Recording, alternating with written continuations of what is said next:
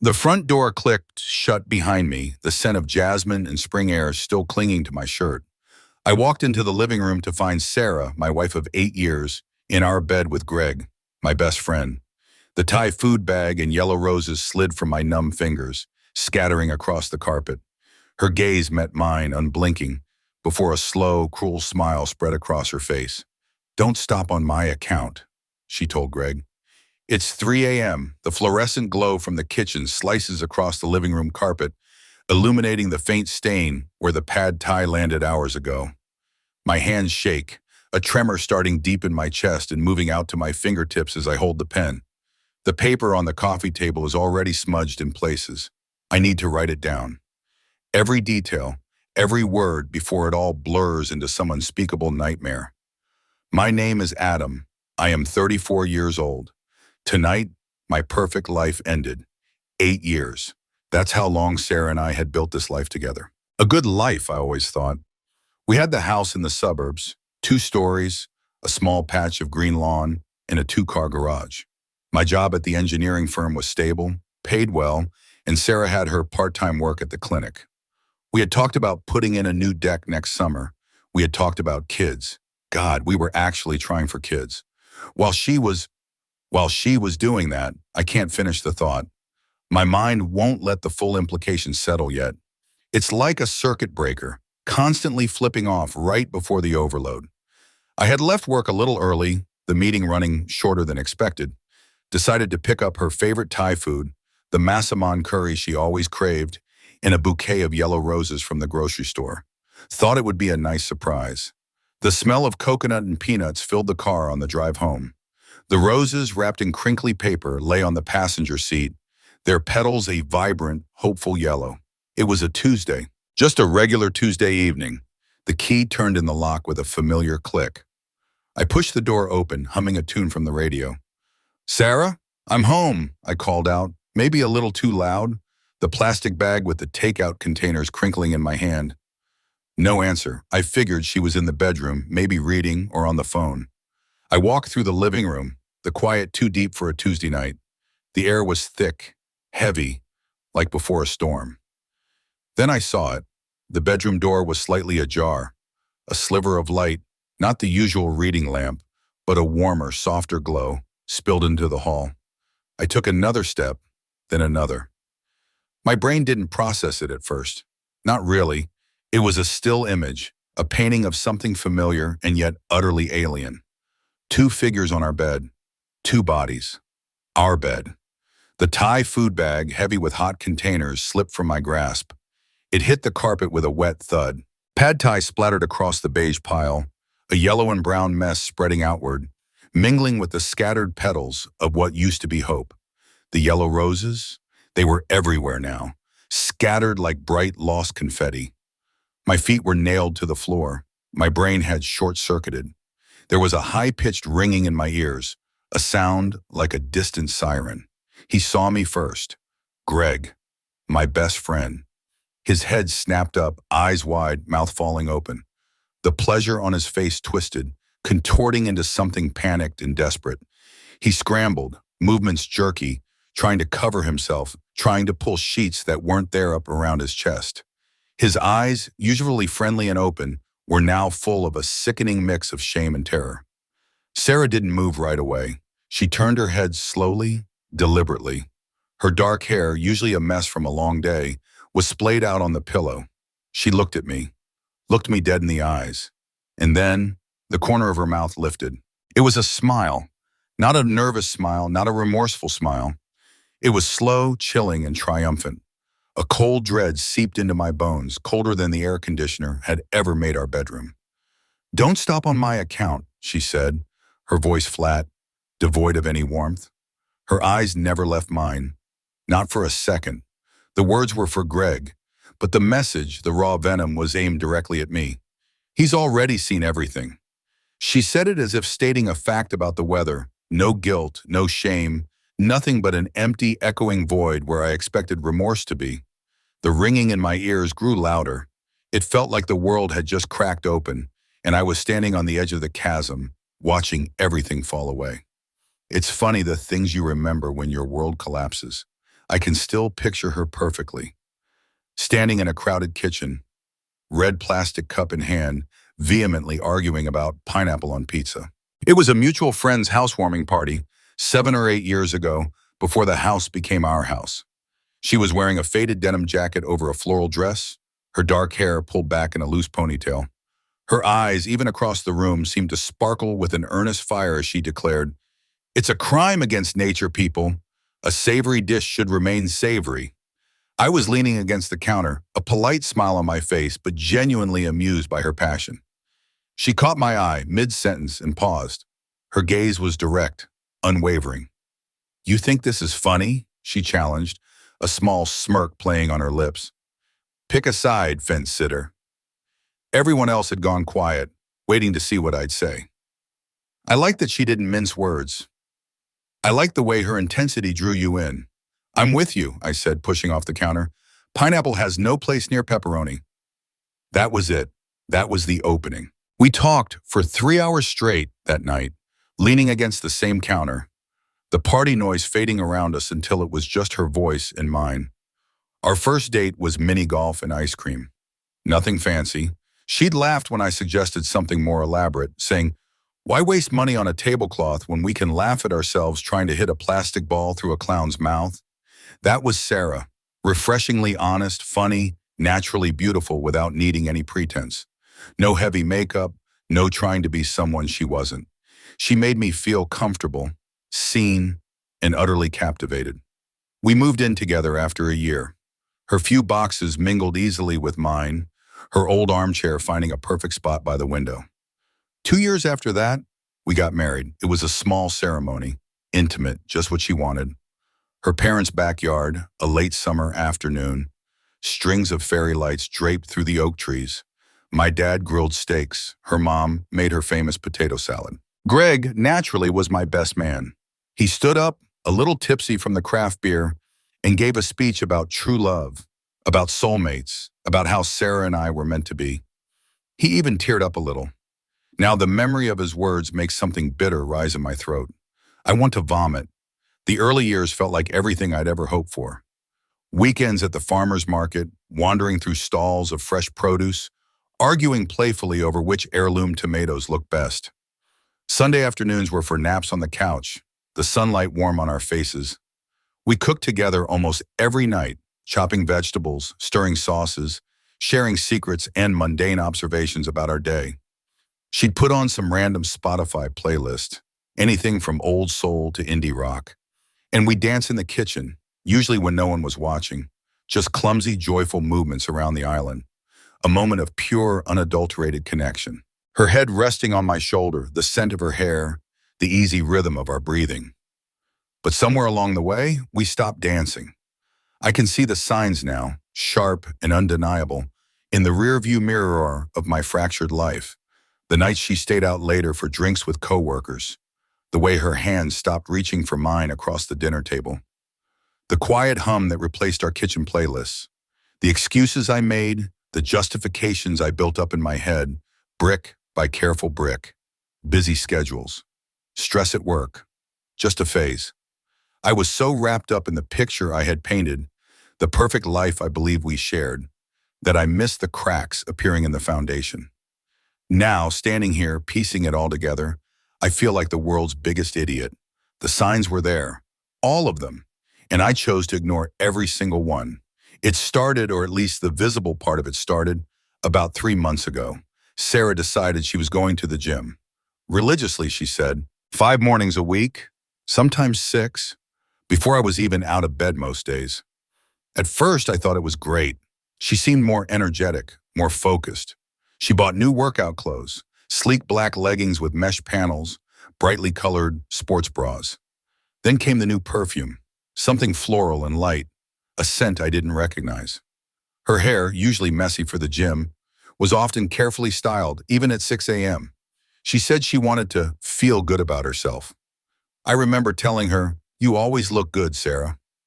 What a chump I was. What a blind, idiotic chump. I even bought her those expensive leggings she'd been eyeing, the ones with the compression fabric. She tried them on for me one evening, turning slowly in front of the bedroom mirror. You don't think it's weird that I'm going to the gym so much? She asked, her voice softer than usual. I was proofreading a report for work, my laptop balanced on my knees. I looked up, genuinely confused. Why would it be weird? You're taking care of yourself. I think it's great. I meant it too. I thought she was just getting healthy. She turned fully to face me, the leggings accentuating her figure. She stared at me for a beat, her expression unreadable, as if she was waiting for me to say something else, something more. You don't want to come with me? She asked. I chuckled, already turning back to my screen. Nah, you know me. I like running outside. That's your thing. Her voice when she replied was flat, barely audible. Right, my thing. I missed it then. I missed the disappointment, the slight edge to her words. I was too busy being the supportive husband, too busy with my spreadsheet. Then came the phone. That was the other thing. Always face down on the table, always on silent, always in her hand or within arm's reach. She took it everywhere. To the bathroom while she showered, to bed tucked under her pillow, sometimes still glowing faintly in the dark. I'd tease her. What, you expecting a call from the president? She'd laugh, a light, airy sound that didn't quite reach her eyes. You've been watching too many crime shows, babe, she'd say, leaning in to give me a quick peck on the cheek. I noticed how babe sounded like she was reading it from a script, a line she'd rehearsed. It didn't feel like her. One night, I reached for my water glass on the nightstand. Her phone was sitting there, face up for once, the time visible on the lock screen. I just wanted to check it. Before my fingers even grazed the glass, she practically dove across the bed, snatching it away. Her movements were sudden, almost violent. What the hell, Sarah? I asked, startled. She held the phone to her chest like a shield. Her breathing was quick, shallow. I just don't like people touching my phone. It's a privacy thing. People, I repeated, my voice rising a little. I'm your husband. I check the time on your phone sometimes. I always have. That doesn't mean you get access to everything in my life, Adam, she snapped back, her eyes hard. The air in the room thickened. An ugly fight started then, one of those fights that circle around and around, hitting the same sore spots without ever landing a clean punch. She accused me of being controlling, of not trusting her. I accused her of hiding something, of shutting me out. Words were thrown, cutting and sharp, leaving invisible wounds. We went to bed angry, backs turned to each other, the king-size mattress suddenly feeling vast and empty, an ocean separating us in the dark. I remember the silence more than the words, that oppressive, heavy silence. I didn't know it then, but the ocean had already been there for a while. We just hadn't drowned in it yet. The late night started about 2 months ago. Another shift in the pattern, another ripple in the calm surface of our life that I convinced myself was normal. Sarah's a real estate agent. I knew going into it that the hours wouldn't always be 9 to 5. Weekends for open houses, evenings for showings. That was part of the deal. But 9 p.m. showings on Tuesdays, or Sunday open houses that stretched until sunset and beyond. Those were new. I'm not a stupid man, not usually. But where Sarah was concerned, where we were concerned, I was blind as a bat in a cave. Deeply in love, deeply trusting, and now deeply regretful. Another late showing? I asked one Tuesday evening. She was in the bathroom, leaning over the sink, applying a shade of red lipstick I hadn't seen before. It was a bold, almost aggressive crimson, much darker than her usual muted tones. She looked up at my reflection in the mirror, her eyes bright, a little too bright. Big client, she explained, smoothing the lipstick with her finger. Wants to see the Riverside property. High end, you know. He's just finishing up a work dinner. She turned to face me, giving a small shrug. Money doesn't keep regular hours, babe. There it was again, the babe. That scripted, hollow word that had replaced my name. I wondered silently when she had stopped saying Adam. I nodded, trying to appear nonchalant. Right. Well, don't be too late. I watched her gather her small clutch, the one she usually saved for fancier occasions, not a late-night house showing. She smelled different tonight, too. Not the new floral perfume, but something sharper, more complex. I told myself it was just a new sample from a department store. That night, I ordered takeout again. Pad See You, because the pad Thai incident was too fresh. too raw in my mind. I ate alone at the kitchen island, watching a mindless documentary about crab fishing in Alaska. The house was too quiet without her. The TV drone was a poor substitute for the easy conversation we used to share. I found myself staring at the clock, watching the minutes tick by with an uneasy rhythm. Around 11 p.m., I sent a text. I sent a, "Getting late, everything okay?" Her reply came almost instantly. "Client is indecisive, might be another hour, don't wait up."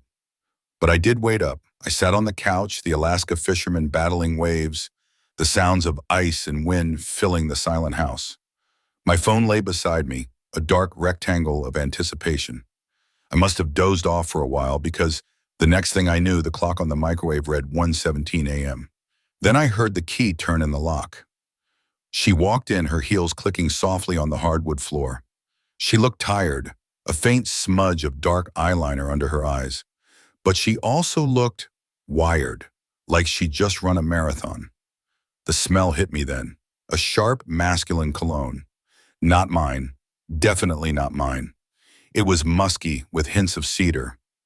I stood up from the couch. "Hey," I said, trying to keep my voice even, trying to pretend the scent wasn't attacking my senses. I reached for her, wanting to pull her into a hug, to feel her familiar warmth. She stiffened the moment my arms touched her. It was subtle, almost imperceptible, but it was there. A slight withdrawal, a tension in her shoulders, a sharp, undeniable rejection. She pulled back slightly, avoiding my gaze. "How'd the showing go?" I asked, my voice a little rougher than I intended. "Fine," she replied, her eyes scanning the room, anywhere but mine. "He's thinking about it." She walked past me, heading straight for the bedroom, then the bathroom. I heard the shower turn on, the rush of water filling the quiet house. 1 a.m. After a house showing, she needed to shower. Even then, standing in the living room, the unfamiliar cologne still clinging to the air, I missed it. I missed the glaring, obvious red flag waving right in front of my face. I just attributed it to a long, stressful night at work. I was good at making excuses for her. Too good. Then there was Greg, my best friend since college, the man I'd shared more beers and bad decisions with than anyone else. He started acting weird around the same time. The weekly Friday night beers, the pool hall, the debates about college football, they all slowly faded. "Work's crazy," his text would say. "Rain check?" he'd ask. Eventually, I stopped asking. I told myself he was just busy, his sales job demanding more of his time. It was easier to believe that than to consider anything else. The last time we properly hung out was about 6 weeks ago. We met at our usual bar, the Rusty Mug. He was distracted, constantly checking his phone, tucking it under the table whenever it vibrated. His eyes darted around the room, never quite settling. I asked him about the upcoming baseball season, a topic that usually got him fired up. He gave a vague, non-committal answer. I asked again, a little louder this time, about a player trade rumor. He just nodded, his attention clearly elsewhere. "Everything all right, man?" I asked, putting my beer down. He'd ignored my question about the game for the third time. He startled, almost jumping in his seat. "What? Yeah, sorry, just got a lot on my mind." He laughed, but it sounded forced, a little too high-pitched. "Nah, just work stuff. You know how it is." I didn't know. Greg worked in software sales. Good money, sure, but not exactly a field for late-night text emergencies or constant, furtive phone checking. He wasn't a surgeon or an astronaut, but I let it go. I believed him because it was easier than digging for something uglier. He left early that night, claiming a splitting headache. "Long week," he muttered, grabbing his jacket. As he walked past, he clapped me on the shoulder, a firm, lingering squeeze. "You're a good friend, Adam, the best." It felt heavy, like a goodbye almost, a chilling premonition I couldn't decipher then, but that now echoes like a bell. I trusted them both, completely. Greg was my groomsman. He stood up there in his rented tux, looking me in the eye, talking about relationship goals and true love in his speech. That lying piece of garbage stood there with a champagne glass talking about honor and friendship, while probably planning his next hookup with my wife. The memory is a gut punch, a foul taste in my mouth that won't go away. The irony is Sarah was Greg's friend first. They'd worked together briefly at some marketing agency right after college, before Sarah found her niche in real estate. She introduced us at a barbecue a few months after Greg joined the firm. We hit it off immediately. Same taste in sports, same dark humor, same preference for cheap domestic beer. He became the brother I never had. He was there when my grandma passed, sitting with me at the funeral home.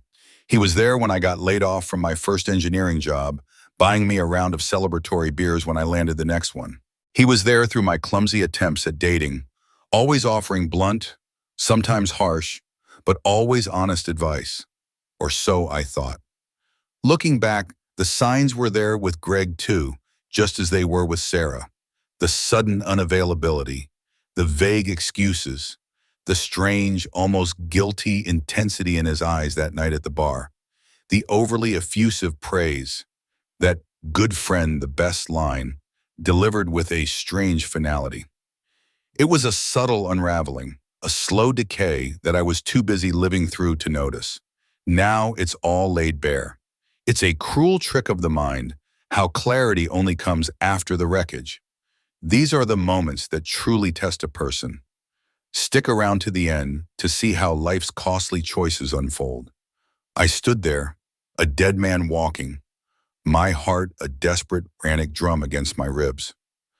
The pad thai bag, still warm, and the yellow roses, their petals soft and delicate, hung from my numb fingers. My eyes, refusing to blink, took in every detail. The rumpled sheets, the way the late afternoon light from the window caught the dust motes dancing in the air, the unashamed curve of Sarah's back as she was pressed against Greg. Greg saw me first. His head snapped up, eyes wide with a terror that quickly melted into sheer panic. He scrambled, a flurry of pale skin and flailing limbs, trying to cover himself, trying to pull imaginary sheets up to his chin. His mouth opened and closed, but no sound came out. He looked like a cornered animal, pathetic and exposed. Then Sarah turned her head, slowly, deliberately. Her eyes, those familiar dark eyes I had loved for so long, met mine. There was no surprise there, no fear, just a cold, hard triumph. And then the slow, chilling smile, the one I had seen before earlier on the night of the late showing and dismissed as tiredness. The smile that had graced my dreams and now haunted my waking nightmare. "Don't stop on my account," she said, her voice impossibly calm, a flat monotone that scraped against my soul. Her gaze remained locked on mine, unwavering, as if daring me to react, to break. "He's already seen everything." At that, the last vestiges of my world shattered.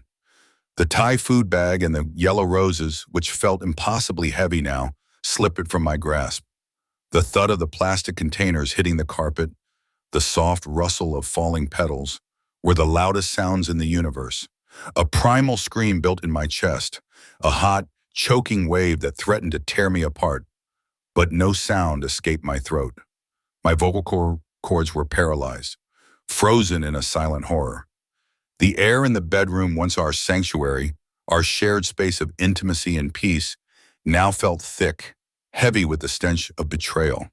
It was a suffocating mix of Greg's musky cologne, Sarah's familiar perfume, and the sharp, acrid scent of male sweat. My lungs burned, demanding air they couldn't get. Sarah's gaze was unyielding, unapologetic. Those weren't the eyes of my wife. They were the eyes of a stranger, someone I had never known, someone utterly devoid of remorse. Greg, meanwhile, had become a crumpled, pathetic figure, huddled under the flimsy covers, unable to meet my eyes. Shame finally etched onto his face. But it was too late. So much too late. I took a step back, then another. The floor felt unstable, shifting beneath my feet, as if the very foundations of the house were crumbling. I don't remember if I spoke. I don't remember if they spoke again. The entire moment was a distorted, silent film playing out in slow motion, a nightmare I was unable to wake from. I backed away, through the bedroom door, down the stairs, past the open laptop on the kitchen counter, the still warm coffee cup, a grotesque reminder of a normal life that no longer existed. Through the hall, the front door, out into the harsh glare of the afternoon sun. I just needed to escape the suffocating reality of that house, that room, that unholy scene. I got into my car. My hands were shaking so badly I fumbled with the keys. The engine roared to life, a welcome noise that drowned out the ringing in my ears. I drove, aimlessly, through the quiet Midwestern streets, the neat houses, the manicured lawns. The scattered yellow petals of the fallen roses burned in my mind, a vivid, agonizing image of lost hope. My phone vibrated repeatedly in my pocket. Sarah's calls, no doubt. I ignored every single one. There was nothing left to say. The cheap beer tasted like nothing, just a cold, bitter liquid sliding down my throat. The dimly lit dive bar was almost empty, just a couple of regulars hunched over their drinks at the far end of the counter. It was past midnight now, the initial shock replaced by a dull, throbbing ache that settled deep in my bones. Every image, every sound, every sickening detail from earlier played on an endless loop behind my eyes. Sarah's cold smile, Greg's panicked scramble, the scent of that unfamiliar cologne. "You're a good friend, Adam, the best." Greg's words from that last night at the Rusty Mug echoed in my head, amplified and distorted, like a sick joke. Each syllable was a fresh stab, poisoning every shared memory, every moment of laughter, every time I'd confided in him, trusted him with my deepest thoughts. The man who had stood beside me on my wedding day, who had talked about true love, was the same man I'd found in my bed with my wife. The irony was so profound, so utterly cruel, it made my stomach churn. My world, the one I had meticulously built for 34 years, had disintegrated in a single horrifying instant. My marriage, 8 years of shared history, quiet moments, future plans, gone. My oldest friendship, a bond I considered unshakable, a lie. Our house, the beautiful home we'd worked so hard for, with its small patch of green lawn and the dreams of children we had talked about over dinner, was now tainted, a monument to their deceit. It all felt like a hollow stage set, behind which a sickening drama had been playing out for months. I considered going back, walking in there demanding answers, screaming until my voice gave out. But what would be the point? What answers could she possibly give that would explain away that smile? That casual, brutal indifference? Words were meaningless now. The foundation of trust, the very bedrock of a relationship, had been obliterated. There was nothing left to discuss, only wreckage to sift through. The most painful realization, one that cut deeper than any knife, was the dawning clarity about Sarah. She never loved me with the depth, the honesty, the unwavering commitment I had believed she did. It wasn't just a moment of weakness or a mistake. This was a sustained, calculated betrayal, hidden under a veneer of normalcy and fake endearments. The babe that now sounded so hollow, the casual touches that felt stiff, the late nights, the secretive phone, all of it. I saw my own naivety, my profound blindness, as a heavy part of the price I now had to pay. I had been so lost in the image of our perfect life that I missed the slow, steady rot beneath the surface. The pain was a physical ache, a constant pressure in my chest, a dull roar in my ears that matched the empty hum of the fluorescent lights above the bar. It wasn't just emotional, it was a visceral, suffocating weight. I kept taking sips of beer, hoping it would numb something, anything, but it only sharpened the edges of my despair. Their casual cruelty was what truly baffled me. To maintain that charade, to lie so easily, to desecrate our home, our vows, with such a lack of conscience. They were both people I had loved, people I had trusted implicitly, and they had betrayed that trust with a shared, deliberate act, a secret kept in the dark corners of our life, right under my nose. It left me with a profound sense of moral unease, a feeling that the world was not as ordered or as fair as I had always believed it to be. I knew I had to gather myself, however broken I felt. I had to figure out the impossible next steps, where to go, what to do, how to reclaim some semblance of a future from this ashes. But tonight I felt utterly adrift, a small boat lost in a vast, dark ocean. Sleep was a distant concept. Their bed, my bed, was now a battlefield in my mind, offering no solace, only images that would haunt me for years. I briefly entertained thoughts of revenge, of making them pay for what they had done, but it felt hollow, unworthy beneath me. What could I do that would match the destruction they had wrought upon my spirit? The only path was forward, alone, carrying the immense, crushing weight of this profound betrayal. The true cost wasn't just a broken home, a shattered marriage, or a lost friendship. It was a shattered spirit, a forever altered perception of trust, and the painful knowledge that the life I believed in was nothing more than a carefully constructed lie. This was the end of one life, and the terrifying, uncertain beginning of another. The cold, stale beer is gone. The dim light of the bar still offers little comfort. The ringing in my ears is now a low, constant hum, a soundtrack to the devastation. My life, meticulously built over 34 years, now lies in rubble, shattered by the casual cruelty of two people I trusted more than anyone. My marriage is dead. My best friendship, a sacred bond I believed unbreakable, was a lie. Our shared home, the quiet dreams of children, the comfortable rhythm of our Midwestern life, all gone, tainted by the memory of that cruel smile. There's no going back, no amount of explanation, no shouted words, no tears could unmake what I saw. The truth, stark and unblinking, is that Sarah never loved me with the depth and honesty I poured into our life. My own blindness, my unwavering faith in the narrative I'd created, is a heavy burden I must carry. It's a bitter lesson, learned in the most agonizing way. The physical ache in my chest remains, a constant reminder of the profound betrayal. Sleep will not come tonight, nor probably for many nights to follow. Our bed, once a sanctuary, is now a scene of desecration, a battlefield in my mind. Thoughts of revenge briefly flicker, then fade, too hollow, too small for the magnitude of what has been lost.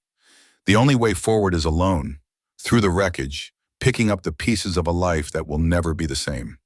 The cost is not just a broken home, but a shattered spirit and a forever altered perception of what trust truly means.